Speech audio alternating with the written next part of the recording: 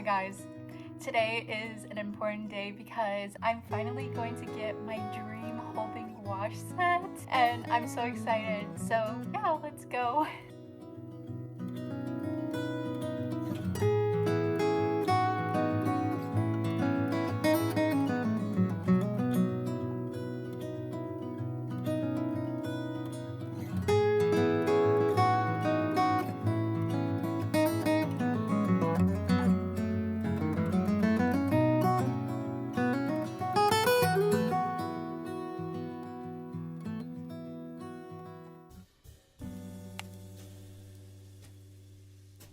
Okay, let's talk about gouache. I wanted to chat a little bit about gouache because I get asked what it is quite frequently, so I thought I would put something together. I am not a pro at gouache by any means. These are just things that I've learned in the past year while painting with it. Usually I tell people that it's a cross between acrylic and watercolor because you can use it straight out of the tube or add water for a more watercolor consistency, which is really fun because this makes it easy to layer paint. Painting with gouache is all about the layering. On top of this, I've noticed that there is a pretty big difference of transparency levels for each color, which the holbein tubes actually has this info on the back. For paper and brushes, currently I am using the holbein watercolor sketchbook. I think the cover is super aesthetic, but the pages do buckle a little, and it is cold pressed paper, which I usually try to stay away from for gouache. For paper, my current faves are Arches and Paul Rubens watercolor block. Both are cold press. Paul Rubens is super cute because it comes with this faux leather holder, which at first feels unnecessary, but it is so nice for storing your paper. And I'm definitely going to reuse it once the block is gone. Although I don't want to keep getting it, so I might not purchase it again if there's not an option without it, to be honest. Arches is my favorite paper to use, and I think that is a common opinion, but it is a lot more pricey. I have heard of a brand called Awhile, which is a cheaper option for Arches, but I haven't tried that one yet. For brushes, I use the Blix brand Princeton. I don't have much experience outside of using these brushes or really have much knowledge about brushes, so if you have anything you'd like to share about brushes or anything in regards to gouache, please let me know. Last little bit of knowledge that you may not know is the difference between acrylic and water-based gouache. Holbein is an acrylic gouache, which means it cannot be reactivated with water once it dries, whereas water-based gouache like Hemi can be reactivated similar to watercolor. Well, I think that's the basics of gouache and all the materials I use. Let me know if you'd like to know more about gouache or how I use it, because I'd love to share my knowledge since it did take me quite a while to find everything that I like. But yeah, I am so excited to finally have my dream holbein gouache set. I know it might seem ridiculous because I only have a few tubes, but I've been pushing this off for myself for various reasons, and I'm so happy I finally went through with this decision. I can finally have the aesthetic paint wall now. I hung it up almost immediately once I got the paints, and it's so nice to have them right in front of me while I paint instead of digging through a drawer. I have painted with them quite a few times since purchasing, so I wanted to let you know my thoughts so far. The paint colors don't oxidize as much as Hemi gouache, which is what I was using previously. I struggled with mixing colors with Hemi because the colors would be almost completely different once dried, and it would dry a lot more dull. Holbein is much more vibrant and you don't have to use as much paint. Overall, a much better experience, but I will probably tell you more of my thoughts as I continue to use it.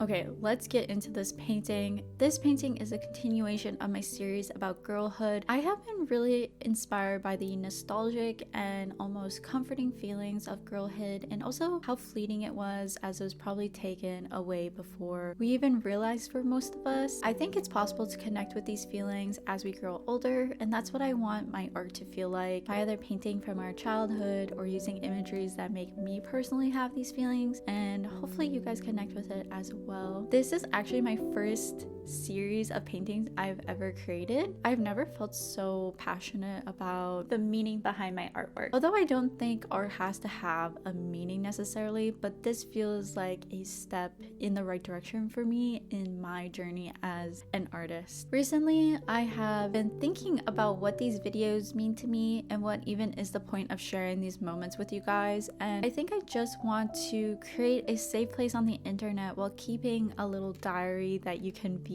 about all the ups and downs in my journey as an artist. I think being an artist can feel very lonely, especially because most of the time you only see success online and there's very few steps involved that feel tangible to achieve. Because of that, I decided that I want to share every little step that I take and where it takes me, so we don't feel as alone in this process. And also, if you want to know how I did something, you can visually see what steps I took to get myself there. And yeah, I hope it's useful for anyone watching or listening.